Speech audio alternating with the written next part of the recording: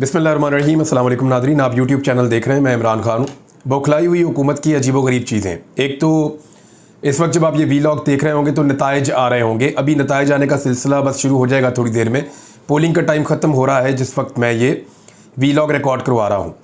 तो जो सारा दिन हुआ थोड़ा सा मैं आपको बता देता हूँ कि जिस सीट के ऊपर कहा जा रहा था कि मौलाना कासिम एक बेहतर उम्मीदवार है मर्दान से, लेकिन वहाँ पर जो मैंने मुख्तलिफ सोर्सेज से बात की है, ज़्यादा वोट पाकिस्तान तहरीक इंसाफ को पड़ा है। टर्न आउट कम रहा, लेकिन वजह जो बनी वो ये बनी कि कुछ चारसद्दा में जो मौलाना के लोग हैं उन्होंने इनकार कर दिया कि वो एमएल वली ख़ान को वोट नहीं डालेंगे, और इसके रिएक्शन में जो बाकी 14 जमातें हैं उनके लोगों ने भी इनकार कर दिया कि वो यहाँ पे मौलाना कासिम को वोट नहीं डालेंगे। बहुत सारे मदारिस के लोगों को लाकर बैठाया गया था, यानी फजल रहमान साहब ने ये किया था कि जितने मदारिस के जहाँ जहाँ लोग मौजूद हैं उन सबको एक हल्के में पहुँचाओ, लेकिन इसके बावजूद मर्दान में बात बन नहीं रही और मौलाना कासिम के लिए मुश्किलात हैं। ये वो सीट है जहाँ पे ऐसा लगता था कि शायद इमरान खान साहब के लिए मुश्किलात पैदा हो जाए खैबर पख्तूनख्वा में। तो खैबर पख्तूनख्वा में अब ये वाली सीट तो क्लियर है, मर्दान वाली काफ़ी हद तक, अगर गिनती के अंदर कोई चक्कर ना चल गया तो। बाकी एमएल वली ख़ान क्या बेचते हैं वो तो आपको आइडिया है, और उसके अलावा पेशावर में सूरत हाल पाकिस्तान तहरीक इंसाफ की क्या है वो भी आपको आइडिया है। तो ये था खैबर पख्तूनख्वा। पंजाब के अंदर फैसलाबाद में पूरा जोर दिखाया जा रहा है, लेकिन दाव लगाने का फैसला किया गया था दो मजीद जगहों के ऊपर। एक शाह महमूद कुरैशी की बेटी को इलेक्शन हराना था और एक इमरान खान साहब को हराना था इलेक्शन ननकाना से। अच्छा, ननकाना वाली सीट पे ये है कि मैंने वहाँ कुछ लोगों से बातें की हैं, जो लोग वहाँ पे ड्यूटीज़ दे रहे हैं उनसे भी बात हुई है। वो ये कह रहे हैं कि बहुत अच्छा लोगों का रिस्पॉन्स था आज के इलेक्शन में, और लोगों ने आज़ादी के लिए और ख़ुद मुख्तारी के लिए वोट डाला है, पाकिस्तान तहरीक इंसाफ को टप्पे लगाए हैं। तो देखते हैं यहाँ पे क्या होता है। फैसलाबाद में कुछ लोग क्लेम कर रहे हैं कि आबद शेरदी के लोगों ने मुकाबला किया, लेकिन फैसलाबाद के अंदर से फैसलाबाद में PMLN के लोग भी ये मान रहे हैं कि यहाँ पे भी हालात उनके लिए बहुत मुश्किल हैं। अब आ जाए कराची में। क्योंकि आज भी भुट्टो जिंदा है और आज भी भुट्टो जो है वो ठप्पे लगाकर चला जाता है, तो वहाँ सूरत हाल बिल्कुल मुख्तलिफ है। मलीर वाली सीट के ऊपर कई लोग जो वोट डालने पहुँचे तो उन्हें पता चला कि वोट तो डल चुके हैं। कई लोग जब पहुँचे तो पता चला कि आधी से ज़्यादा कॉपी तो डल चुकी है, वोटरों के लिए वोट ही मौजूद नहीं है। बहुत बड़ी बड़ी तादाद में नौजवान घुसते थे, उनको तैयार किया जाता था। पोलिंग स्टेशन के अंदर दर ठप्पे लगाते हैं, और ठप्पे लगाने के बाद 1 घंटे का टाइम लिया, पुलिस वगैरह को सबको मैनेज किया, बाहर निकले। आपको पता है आजकल तो पुलिस हो जाए, न्यूट्रल हो जाए, सारे हो जाए, वो सब पाकिस्तान पीपल्स पार्टी के कराची में गुन गाते हैं, PMLN के लाहौर में गुन गाते हैं, और खैबर पख्तूनख्वा में मौलाना फजल रहमान और ANP के गुन गाते हैं। आप इस बात को अच्छी तरह जानते हैं कि पाकिस्तान के इदारे, पाकिस्तान की इलेक्शन कमीशन और पाकिस्तान की पुलिस और जितने भी सिस्टम है या पूरी की पूरी एस्टेब्लिशमेंट है वो इस वक्त इम्पोर्टेड हुकूमत के साथ है। तो वहाँ कराची में इस ताकत को बड़ा अंधाधुंध इस्तेमाल किया गया, क्योंकि बिलावल भुट्टो जरदारी को या आसिफ अली जरदारी को इज़्ज़त और ज़िल्लत के साथ तो लेना कुछ नहीं है। वो इस बात की कभी परवाह नहीं करते कि लोग उनके बारे में क्या सोचेंगे, उनको सिर्फ जीतना है। चाहे उनको गंदे तरीके से जीतना पड़े, 2 नंबरी करके जीतना पड़े, फ्रॉड करके जीतना पड़े, तो वो फ्रॉड करके भी जीतते हैं। लिहाजा यहाँ पे जीतने के लिए हर वो गंदा हरबा इस्तेमाल किया गया कराची में जो नॉर्मली नहीं होता। और वहाँ से आपको एक खबर मुमकिन तौर पर आ सकती है कि पाकिस्तान पीपल्स पार्टी जो है एक इलेक्शन जीत ले और वो कह रही देखें हमने PTI की जीती हुई सीट उनसे छीन ली। नहीं, ये सारी वो सीटें थी जो 2013 में और 2008 में, उससे पहले बाद में, ये सारी सीटें हुआ करती थी इम्पोर्टेड वालों के लोगों के पास, यानी PDM की जमातों के पास हुआ करती थी। ये इमरान खान साहब के पास पहली मरतबा आई थी, और ये वो सीटें जो बड़ी मुश्किल से वो लोग जीते थे। अब यहाँ पे बाकायदा पहले पिक एंड चूज़ किया गया, क्योंकि इलेक्शन कमीशन ऑफ पाकिस्तान ने कहा कि जैसा आप हुक्म करेंगे वैसा हम करेंगे। उसके बाद एक मीटिंग बैठी, उस मीटिंग के अंदर फैसला हुआ कि ये वाली सीटें बड़े आराम से 11 की 11, एक्चुअली 9 पे इलेक्शन होना था, 2 तो मखसूस थी, तो ये 9 की 9 सीटें बड़े आराम से हम जीत जाएंगे, कोई फर्क नहीं पड़ेगा, बड़े आराम से बड़ी सफाई से हम ये सीटें जो है वो निकाल लेंगे, कोई मसला नहीं होगा। लिहाजा इनके ऊपर इलेक्शन करवा दिया जाए। पहले ये फैसला किया गया, फिर लंदन से इसकी अप्रूवल ली गई, उसके बाद स्पीकर को और इलेक्शन कमीशन ऑफ पाकिस्तान, तो आप जानते ही हैं इलेक्शन कमीशन हो गया या उसके मालिक हो गए, वो सारे तो इमरान खान के खिलाफ ही काम करते हैं और वही करते चले आ रहे हैं। बहरहाल फिर भी नताइज जो है वो 17 जुलाई से ज़्यादा मुख्तलिफ नहीं होने जा रहे। ज़्यादातर इमरान खान साहब की फतह दिखाई दे रही है। उधर शाह महमूद कुरैशी साहब ने अपनी बेटी को टिकट देकर बहुत बड़ी गलती की थी, लेकिन एक बात याद रखिएगा कि PTI का वोट ज़्यादा है, PDM का वोट वहाँ पर कम है। लेकिन अगर आप गिलानियों का और कुरैशियों का मुकाबला करें तो कुरैशियों की निस्बत गिलानी ज़्यादा बेहतर दिखाई देते हैं, ज़्यादा मिलनसार हैं, लोगों के बीच में ज़्यादा जा रहे हैं, लोगों के साथ उनकी कंपेन ज़्यादा बेहतर है। कुरैशियों में ज़रा अकड़ है, लेकिन कुरैशियों के पास पाकिस्तान तहरीक इंसाफ का वोट है। तो ये कुरैशियों को बात सोचनी पड़ेगी कि पूरा टब्बर इलेक्शन लड़ने की बजाय एक पार्टी जो है उसको अब फौकियत दें और कारकुनों को मौका दें आइंदा इलेक्शन लड़ने के लिए। इस तरह की हरकतें ना की जाएं तो वो ज़्यादा बेहतर है। अब आ जाए जी आप इंपोर्टेड हुकूमत के अजीबोगरीब कारनामे की तरफ। जो बाइडन को स्टेटमेंट दिए हुए 24-48 घंटे होने वाले, अभी तक दोनों भाइयों ने, ये जो दोनों का शेर का निशान है ना, ये शेर है या भेड़ है, दोनों भाइयों ने ना जो बाइडन का नाम लिया ना अमेरिका का नाम लिया। बात करते हैं एब्सोल्युटली नॉट की। और फिटे मुंह यार आपकी बहादुरी के ऊपर। यार आप बहादुर हैं या भिखारी हैं? आप क्या चीज़ हैं? दुनिया को आप बताते हैं कि मैंने ये सेक्रीफाइस कर दिया, शेरां दे पुत्र शेर, हम बब्बर शेर हैं, हमने दुनिया को टक्कर ले ली है, हमने अमेरिकन को ये कह दिया, हमने यूरोपियंस को ये कह दिया। फिटे मुंह से नाम नहीं निकल रहा। यानी शहबाज शरीफ ने और नवाज शरीफ ने, दोनों बब्बर शेरों ने, दोनों लाडलों ने एक एक ट्वीट किया है। जरा दोनों लाडलों की ट्वीट में आपको दिखाता हूं, आप हैरान रह जाएंगे। लाडला नंबर छोटा शहबाज शरीफ। शहबाज शरीफ साहब का ये पूरा मैं जो ट्वीट है मेरे सामने पड़ा हुआ है। फिर पाकिस्तान का एक दफ़ा नाम लिखा, न्यूक्लियर का वर्ड इस्तेमाल किया, फिर ये भी वर्ड इस्तेमाल किया कि IAEA, वो जो इंटरनेशनल एजेंसी है जो इसको देखती है एटॉमिक इश्यूज़ को, और उसके बाद लिखा जी कि हम रिक्वायरमेंट्स को पूरा करते हैं तो कोई डाउट नहीं होना चाहिए। कहाँ लिखा है जो बाइडन? कहीं नहीं लिखा जो बाइडन। कहाँ लिखा है अमेरिका? कहीं नहीं लिखा है अमेरिका। तो छोटा शेर यानी छोटा लाडला, छोटे लाडले ने अमेरिका का नाम भी नहीं लिया और जो बाइडन का नाम भी नहीं लिया। अब आ जाइए बड़े लाडले की तरफ। बड़ा लाडला नवाज शरीफ। फिर उन्होंने देखा पाकिस्तान जो है वो एक रिस्पॉन्सिबल न्यूक्लियर स्टेट है और सेफ गार्ड कर सकता है अपने कौमी मफादात को, और मैं ढूंढता जा रहा हूँ।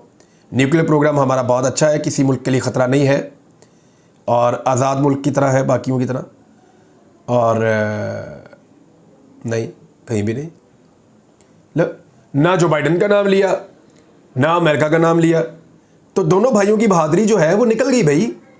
दोनों भाइयों की जो बहादुरी है वो बह गई। ना दोनों भाइयों ने अमेरिका का नाम लिया, ना दोनों भाइयों ने जो बाइडन का नाम लिया। डरते हैं, सहमते हैं। मुझे पता है गुलाम है बेचारे, मुझे पता है इनकी प्रॉपर्टीज़ वहाँ पड़ी हुई हैं, मैं जानता हूँ इनके बच्चों का कारोबार वहाँ पे है, मुझे पता है जिस वक्त ये अमरीकी मफाद से टकराएंगे ये पाश हो जाएंगे। बेचारे छोटे छोटे गुलाम।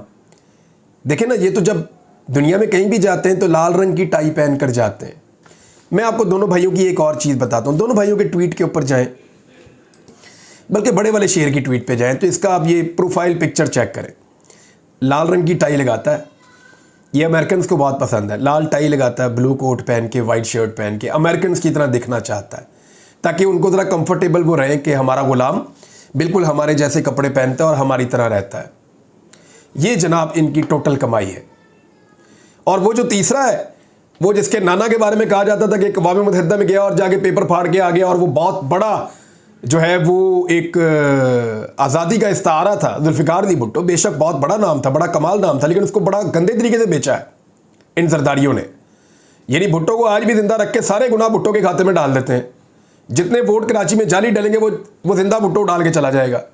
हालांकि भुट्टो साहब कभी भी ऐसा ना करते, वो एक अजीम लीडर थे, बेहतरीन आदमी थे, लेकिन उनके नवासे ने जो नाक कटवाई है कमाल कर दिया है। यानी उनके नवासे के बारे में तो इंडियंस पूछ रहे हैं, मुझे बहुत सारे और लोग पूछ रहे हैं। यानी लोग पूछते हैं कि भाई ये, यानी मैं सादा उस अल्फाज में आपको बताऊं जिन लफ्ज़ों में मेरे से पूछा गया, अबे ये लौंडा पाकिस्तान का फॉरेन मिनिस्टर है या अमेरिका का नौकर है, ये पूछा गया। अब किसने पूछा मैं ये बताऊंगा तो और ज़्यादा बेइज्जती महसूस होगी। बिलावल के बारे में पूछ रहे हैं, अभी ये लौंडा जो है ये पाकिस्तान का फॉरेन मिनिस्टर है या अमेरिका का ये कोई मुलाजिम है उनका नौकर है।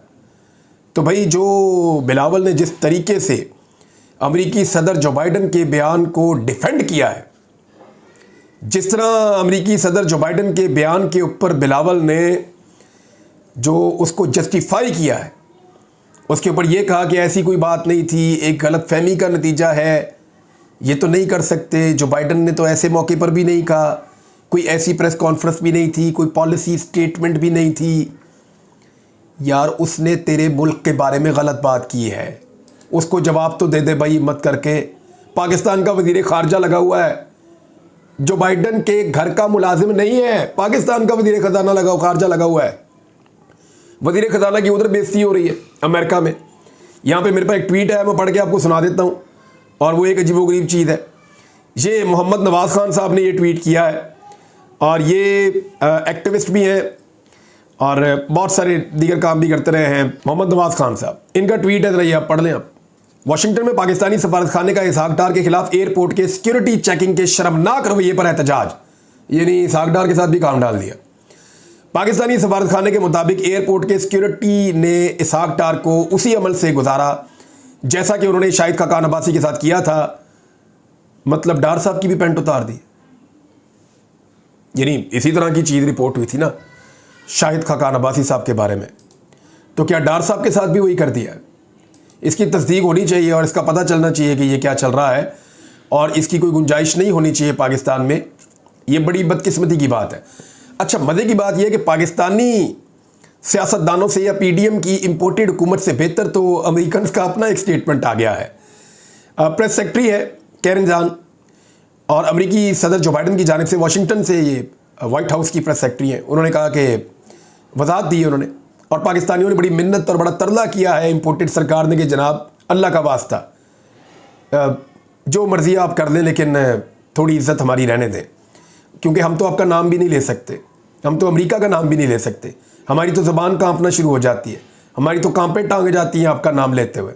और हालात ये है बेशर्मों के कि इधर पाकिस्तान के अंदर कोई आदमी सच बोले तो उसको पकड़ के जेल में डालते हैं और मारते हैं। इनकी गैरत इतनी जागती है, और जिसकी गैरत होती है ना, उसकी गैरत फिर हर जगह पे होती है।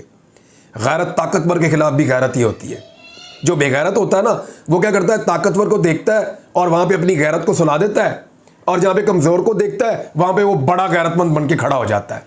ये गैरत नहीं है, ये बेशर्मी है, बेगैरती है, और इससे ज़्यादा कुछ नहीं है। उन्होंने कहा जी पाकिस्तान के मफादात के लिए अमेरिका सोचता है, और पाकिस्तान महफूज और खुशहाल पाकिस्तान चाहता है अमेरिका, जो अमरीकी मफादात के लिए अहम है। और जो हमने गुज़िश्ता रात बात की वो कोई इतनी नई बात नहीं है जो हमने की हो, नई बात नहीं है भाई। अगर गाली है तो वो तो गाली है। यानी मैं तो भाई तुम्हें पिछले 15 साल से गालियां दे रहा हूं, अब तुमने कल रात वाली गाली पे गुस्सा कर लिया भाई, ये क्या बात हुई भैया? मैं तो 15 साल से गालियां दे रहा हूं, मैंने कोई नई बात थोड़ी की है। ये वाली तो मैं पहले भी तुम्हें गाली दी हुई है, तुम्हें कल रात को गुस्सा क्यों चढ़ गया? ये एक्चुअली बयान ये कह रहा है। बहरहाल पाकिस्तान दुनिया के खतरनाक जौहरी ममालिक में से एक है। अमेरिकी सदर ने जो इल्ज़ाम लगाया था वो ये है। इसके ऊपर अभी तक शहबाज शरीफ, नवाज शरीफ ने मुंह नहीं खोला। सिर्फ एक आदमी बोला पाकिस्तान में टकाकर, बिलावल तो वैसे ही डिफेंड कर रहा है आसिफ अली जरदारी को। एक आदमी बोला टकाकर, जिसका नाम है इमरान खान। अच्छा, इमरान खान ने जब जवाब दिया अमेरिकन को, तो इमरान खान के जवाब के बाद क्या हुआ बाद में बताता हूँ, लेकिन पहले आप स्टेटमेंट देख लें। दोबारा आपको स्टेटमेंट इसलिए बता रहा हूँ ताकि आपको याद रहे, और अगर कहीं पे कोई गुंजाइश रह गई है गमो गुस्सा करने की तो वो गमो गुस्सा होना चाहिए। वैसे मेरे ख्याल में DGISPR को इस पर स्टेटमेंट देना चाहिए। पाकिस्तान के आर्मी चीफ को जनरल कमर जावेद बाजवा को जो बाइडन को मुखातिब करके एक स्टेटमेंट ज़रूर देना चाहिए, क्योंकि ये पाकिस्तान के एटमी सलाहियत और एटमी असासों के बारे में बात हुई है। इस इम्पोर्टेड सरकार में ना तो इतनी जुर्रत है ना इनकी इतनी हिम्मत है। तो हमारी अफवाज पाकिस्तान के अंदर इतनी जुर्रत और हिम्मत तो ज़रूर मौजूद होगी कि वो इसका जवाब दे, क्योंकि सियासतदान तो ऐसा लगता है बिक गए और जवाब देने के लिए तैयार नहीं है। पाकिस्तान के एटमी असासों के ऊपर उंगली उठाई गई है और उसके मुहाफिज हमारे अफवाज पाकिस्तान की क़यादत है। तो आर्मी चीफ और DGISPR इंशाअल्लाह इसका जवाब ज़रूर देंगे, मैं ये उम्मीद रखता हूँ, क्योंकि वो हर छोटी छोटी बात का जवाब दे देते हैं। तो ये बहुत बड़ी बात है और इसका मुंह तोड़ जवाब जाना चाहिए। अमेरिकी सदर ने कहा था कि पाकिस्तान दुनिया के खतरनाक तरीन जोहरी ममालिक में से एक है, पाकिस्तान के जोहरी हथियार गैर मुनज़्ज़म है। इसका जवाब तो जाना चाहिए, बिल्कुल जवाब चाहिए। अच्छा जी, अब इमरान खान साहब का ये कहना है कि जो बाइडन का बयान इम्पोर्टेड हुकूमत की नाकाम खारजा पॉलिसी का मुंह बोलता सबूत है।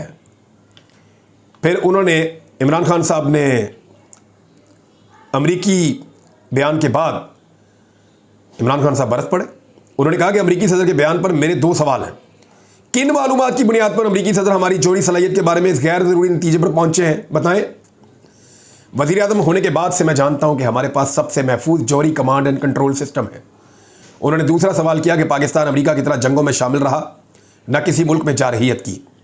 पाकिस्तान ने न्यूक्लियराइजेशन के बाद से अब तक कब जारहियत का मुजाहरा किया है?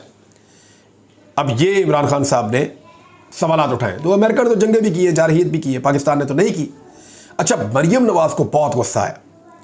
अच्छा, मैंने एक चीज़ पे गौर किया कि मरियम नवाज़ साहबा को उनके वालिद के ऊपर भी इमरान खान तनकीद करे तो इतना गुस्सा नहीं आता जितना जो बाइडन को जवाब देने पर आया। आपने गौर किया है? इतना गुस्सा, यानी नवाज शरीफ को चोर कह लें, डाकू कह लें, मरियम नवाज़ को गुस्सा नहीं आता, लेकिन जो बाइडन को जवाब कोई ना दे फिर मरियम नवाज़ को बहुत गुस्सा आता है। अच्छा, फजलुर रहमान साहब तो अब तक सो रहे हैं, उन्हें तो होश ही नहीं है। वो तो छुपे बैठे हैं कि यार मुझे अमेरिका को जवाब ही ना देना पड़ जाए। मैंने तो अमेरिकी सफ़ीर को बुलाकर ये कहा हुआ है कि मुझे टेस्ट कर लें, मैं पाकिस्तान का अच्छा वज़ीर आज़म या सदर पाकिस्तान बन सकता हूँ। मरियम नवाज़ ने कहा इमरान खान को कि आपके पास शर्म नाम की कोई चीज़ है? अपनी सियासत को एक तरफ रखने और पाकिस्तानियों की तरह जवाब देने की बजाय आप अपने ही मुल्क पर खुल्लम खुल्ला हमला करने निकले हैं। आप जैसा छोटा और मुतासिब शख्स कभी नहीं देखा, आपको शर्म आनी चाहिए। भी अमेरिका इमरान खान का मुल्क नहीं है जिसको इमरान खान आईना दिखा रहा है। आपका मुल्क हो सकता है अमेरिका, इमरान खान का तो नहीं है। आप अमेरिका के वफादार हो सकते हैं क्योंकि आपके अब्बू ने और आपके चाचू ने या आपने या आपके किसी कज़न ने, आप लोगों ने तो अमेरिका का या जो बाइडन का नाम भी नहीं लिया। इमरान खान तो उन्हें मुखातिब करके जवाब दे रहा है, और जब इमरान खान जवाब दे रहा है तो आप बजाय इमरान खान के साथ खड़े होने के या अमेरिका को जवाब देने के, आप इमरान खान पे चढ़ाई कर रही हैं। इतना गुस्सा आता है आपको जब अमेरिका को कोई कुछ भी कहता है, तो ये तो बड़ी अजीब बात है। यानी पाकिस्तान को कोई गाली भी दे आपको गुस्सा नहीं आता।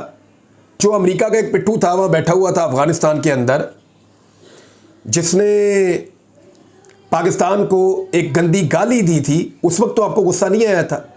जिसने पाकिस्तान को गाली दी उसके ऊपर आपको गुस्सा नहीं आया।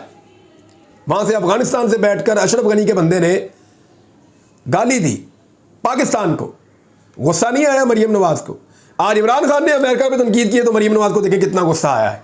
तो अब आप समझिए, बिलावल ने एक बहुत बड़ा दावा कर दिया है कि अमरीकी सदर के बयान के ऊपर अमरीकी सफ़ीर को बुलाकर डिमार्च करेंगे। अगर तो बिलावल ये कर जाए ना तो क्या बात है, कमाल हो जाएगा। लेकिन वो जो डिमार्च करें वो हमारे साथ शेयर करें कि उनको क्या कहा गया है और उसका जवाब क्या आया है। अमरीकी सफ़ीर को बुलाएं, बुलाकर उसको डिमार्च दे, लेकिन अमरीकी सदर के बयान के मामले के ऊपर। यह है बिलावल का बड़ा इम्तिहान। देखते हैं कि वो अपने नाना की तरह जुर्रत कर सकते हैं या नहीं कर सकते। वैसे ये भुट्टुओं का काम था, ज़रदारियों से ये नहीं हो पाएगा। अब तक के लिए इतने नाज़रीन, फिर मुलाकात होती है। अपना ख्याल रखिएगा। अल्लाह हाफ़िज़।